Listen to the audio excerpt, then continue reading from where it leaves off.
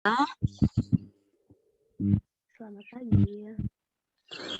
Puji Tuhan, pada pagi hari ini kesempatan kembali diberikan kepada Healing Way Indonesia, dan hari ini adalah sesi terakhir ya untuk training. Sebelum kita mendengarkan firman Tuhan pada pagi hari ini, mari kita berdoa.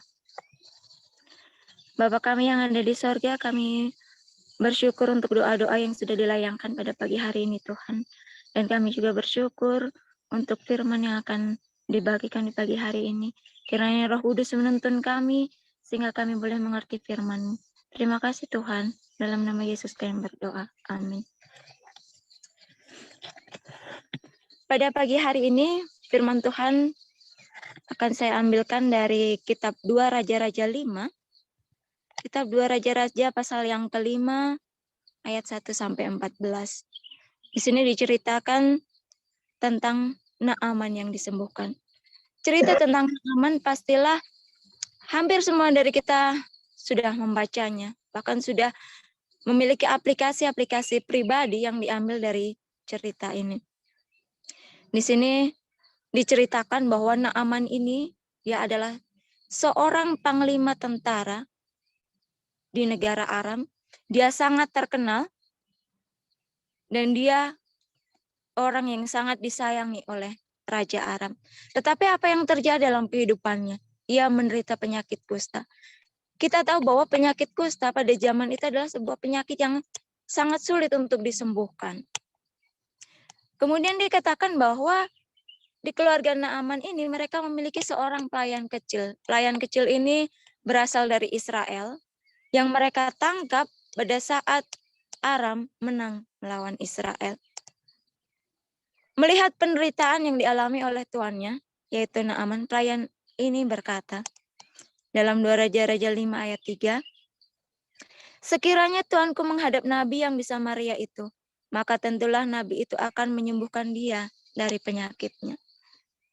Kemudian setelah mendengarkan kata-kata gadis kecil ini, Naaman ini pergi kepada Raja Aram.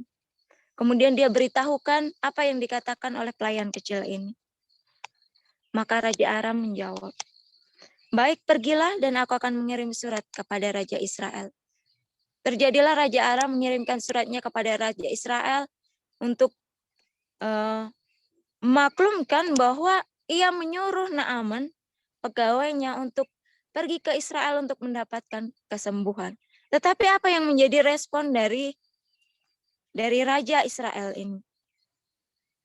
Dikatakan di ayat 7, ia mengoyakkan pakaiannya. Kemudian dia berkata, Allahkah aku ini yang dapat mematikan dan menghidupkan, sehingga orang ini mengirim pesan kepadaku supaya kusembuhkan seorang dari penyakit kustanya? Tetapi sesungguhnya, perhatikanlah dan lihatlah, ia mencari gara-gara terhadap aku. Betapa sebuah respon yang sangat berbeda ya. Seorang gadis kecil, dia ingin menunjukkan bahwa ada kesembuhan di Israel. Karena di Israel itu memiliki Allah yang benar. Tetapi seorang raja, seorang pemimpin, apa yang ia tunjukkan? Bahkan ia sendiri tidak percaya bahwa Allah sanggup untuk menyembuhkan Naaman. Kemudian setelah didengar Nabi Elisa apa yang dilakukan oleh Raja Israel, ia mengirimkan pesan. Mengapa engkau mengoyakkan pakaianmu? Biarlah ia datang kepadaku supaya ia tahu bahwa ada seorang nabi di Israel. Kemudian Naaman datang ke rumah Nabi Elisa, berharap bertemu dengan Nabi Elisa, tetapi yang terjadi adalah Nabi Elisa menyuruh utusannya, menyuruh bujangnya untuk menyampaikan sebuah pesan. Pesannya adalah seperti ini. Pergilah mandi 7 kali dalam sungai Yordan, maka tubuhmu akan pulih kembali sehingga engkau menjadi tahir. Nah, mendengar pesan ini, Naaman dengan gusar dan panas hati, dia pergi dari tempat itu. Karena apa? Karena dia sudah berpikir bagaimana caranya supaya ia disembuhkan. Di ayat 11 dikatakan, Aku sangka bahwa setidak-tidaknya ia datang keluar dan berdiri memanggil nama Tuhan Allahnya, lalu menggerak-gerakkan tangannya di atas tempat penyakit itu, dan dengan demikian menyembuhkan penyakit itu. Saudara-saudaraku, terkadang di dalam doa-doa yang kita layangkan kepada Tuhan, kita pun sudah mereka-reka apa yang akan Tuhan lakukan untuk menjawab doa kita. Sama seperti Naaman ini. Tetapi Tuhan menyuruh pegawai-pegawainya untuk menguatkan hatinya, untuk melakukan apa yang Tuhan ingin lakukan di dalam kehidupannya supaya ia ditahirkan. Bahkan di dalam kesombongannya, Naaman ini sempat berkata, bukankah Abana dan Parpar, sungai-sungai di Damsik itu, sungai yang lebih jernih, lebih baik dibandingkan segala sungai yang ada di Israel? Itu adalah ungkapan yang Naaman katakan responnya terhadap perintah Tuhan untuk mandi di sungai Yordan yang kotor. Tetapi akhirnya kesombongannya dikalahkan oleh penurutan. Allah terus bekerja dalam hatinya sehingga akhirnya dia pergi ke sungai Yordan. Dikatakan di ayat 14, maka turunlah ia membenamkan dirinya 7 kali dalam sungai Yordan sesuai dengan perkataan abdi Allah itu. Lalu pulihlah tubuhnya kembali seperti tubuh seorang anak dan ia menjadi tahir.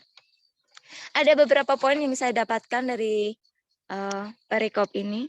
Seperti yang saudara-saudara ketahui bahwa Healing Way Indonesia melayani bukan hanya dalam hal pelatihan misionaris medis, tetapi kami juga melayani dalam bidang kesehatan yang lain, yaitu Healing Way Lifestyle Center. Healing Way Lifestyle Center ini atau yang lebih dikenal dengan Wellness Center, kami melayani khusus untuk orang-orang yang sakit, orang-orang yang rindu untuk mendapatkan kesembuhan dan pemulihan. Kemudian program ini juga dikhususkan untuk orang yang ingin belajar mengenai pola hidup sehat. Melalui pelajaran di pagi hari ini ada 3 poin penting yang saya dapatkan. Poin yang pertama adalah kami ini adalah seorang pelayan kecil. Kami ini adalah seorang pelayan kecil di hadapan Tuhan yang ingin Tuhan pakai untuk memberitakan bahwa ada Allah yang benar, Allah yang dapat menyembuhkan dan memulihkan kita dari segala penyakit kita. Karena segala penyakit kita sudah ditanggungnya.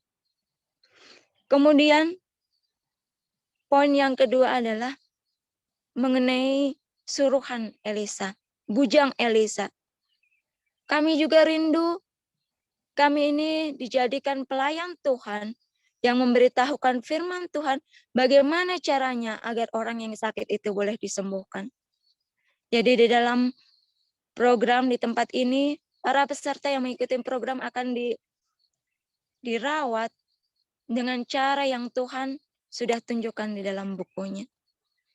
Ada seminar kesehatan, kemudian ada dengan pola makan yang sehat, dengan ya tentu saja seperti yang kita sudah kenal ya, dengan pola hidup New Start, 8 obat alami itu. Kita perkenalkan di tempat ini, apa yang harus dimakan, apa yang harus diminum, bagaimana kita beristirahat. Dan yang lebih penting dari itu, bagaimana kita harus percaya kepada Tuhan Allah pencipta kita. Dan poin yang terakhir yang saya dapatkan adalah kami di sini ini adalah seperti sungai Yordan. Sungai yang kotor. Tetapi Tuhan bekerja di dalam sungai yang kotor ini untuk mendatangkan kesembuhan bagi orang-orang yang sakit. Orang-orang yang datang untuk mendapatkan perawatan di tempat ini. Melalui sungai yang kotor sebenarnya tidak ada pengaruhnya untuk Naaman. Tetap tanpa Tuhan di sana. Tetapi yang terjadi adalah Tuhan bekerja melalui sungai yang kotor untuk memberikan kesembuhan dan pemulihan bagi orang-orang yang sakit. Jadi saudara-saudaraku, tolong doakan pelayanan kami di sini.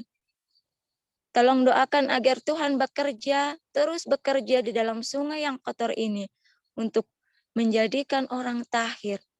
Bukan hanya penyakit fisik yang kami rindu Tuhan pulihkan di tempat ini, tetapi setiap orang yang datang boleh mendapatkan sebuah pengenalan yang lebih intim kepada Tuhan, Allah pencipta dan penebus kita. Dengan pertolongan Tuhan, sungai yang kotor ini Sudah begitu banyak mujizat yang terjadi di tempat ini, mujizat kesembuhan. Bukan kesembuhan secara instan, tetapi semua orang belajar bagaimana untuk memiliki hidup yang sehat, yaitu dengan melakukan pola hidup sehat itu sendiri. Jadi saudara-saudara yang terkasih, mari kita ambil aplikasi bagi diri kita masing-masing. Mau jadi apa kita di tempat pelayanan kita masing-masing. Di ministry ini kita mau menjadi seperti siapa?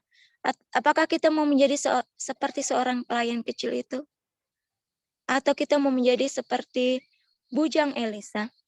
Ataukah Tuhan mau menjadikan ministry kita ini sebagai sungai Yordan yang Tuhan jadikan sebagai sarana untuk mendatangkan kesembuhan bagi orang lain? Dan ingat bahwa kesehatan, kesembuhan itu bukan hanya secara fisik, tetapi kami rindu setiap orang yang datang disembuhkan, baik secara fisik, mental, maupun spiritual. Tuhan memberkati kita. Amin.